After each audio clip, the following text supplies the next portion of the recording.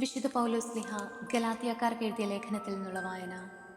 4-ാം അധ്യായം 1 മുതൽ 7 വരെയുള്ള തിരുവചനങ്ങൾ. ഇതാണ് ഞാൻ വിവക്ഷിക്കുന്നത്: പിന്തുടർച്ച അവകാശി വസ്തുവിൻ്റെ ഉടമയാണെന്നിരിക്കലും ബാലനായിരിക്കുന്നിടത്തോളം കാലം അടിമയിൽ നിന്ന് വിഭിന്നനല്ല. പിതാവ് നിശ്ചയിച്ച കാലാവധി വരെ അവൻ രക്ഷകർത്താക്കളുടെയും കാര്യസ്ഥന്മാരുടെയും സംരക്ഷണത്തിലായിരിക്കും. നമ്മുടെ കാര്യവും ഇതുപോലെ തന്നെ. നമ്മൾ ശിശുക്കളായിരുന്നപ്പോൾ പ്രകൃതിയുടെ ശക്തികൾക്ക് അടിമപ്പെട്ടിരുന്നു. എന്നാൽ കാലസമ്പൂർണത വന്നപ്പോൾ ദൈവം തൻ്റെ പുത്രനെ അയച്ചു. അവൻ സ്ത്രീയിൽ നിന്ന് ജാതനായി നിയമത്തിന് അധീനനായി ജനിച്ചു.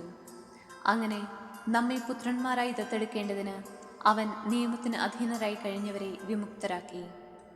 നിങ്ങൾ മക്കളായതുകൊണ്ട് ആബാ, പിതാവേ എന്ന് വിളിക്കുന്ന തൻ്റെ പുത്രൻ്റെ ആത്മാവിനെ ദൈവം നമ്മുടെ ഹൃദയത്തിലേക്ക് അയച്ചിരിക്കുന്നു.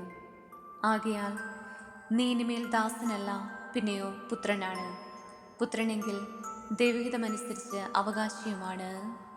നമ്മുടെ കർത്താവായ മിശിഹായ്ക്ക് സ്തുതി. വിശുദ്ധ ലൂക്ക എഴുതിയ സുവിശേഷത്തിൽ നിന്നുള്ള വായന. 1-ാം അധ്യായം 57 മുതൽ 66 വരെയുള്ള തിരുവചനങ്ങൾ.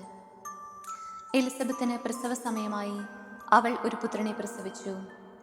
കർത്താവ് അവളോട് വലിയ കാരുണ്യം കാണിച്ചിരിക്കുന്നുവെന്ന് കേട്ട അയൽക്കാരും ബന്ധുക്കളും അവളോടൊത്ത് സന്തോഷിച്ചു. 8-ാം ദിവസം അവർ ശിശുവിൻ്റെ പരിച്ഛേദനത്തിന് വന്നു.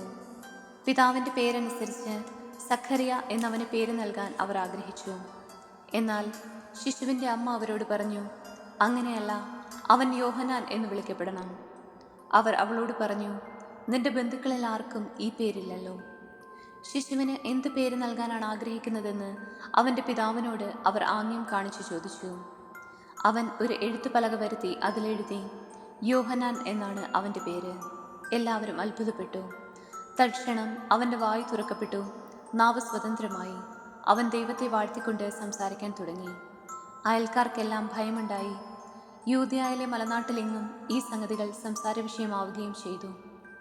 കേട്ടവരെല്ലാം ഈ ശിശു ആരായിത്തീരും എന്ന് ചിന്തിച്ചു തുടങ്ങി. കർത്താവിൻ്റെ കരം അവനോട് കൂടെ ഉണ്ടായിരുന്നു. നമ്മുടെ കർത്താവായ മിശിഹായ്ക്ക് സ്തുതി.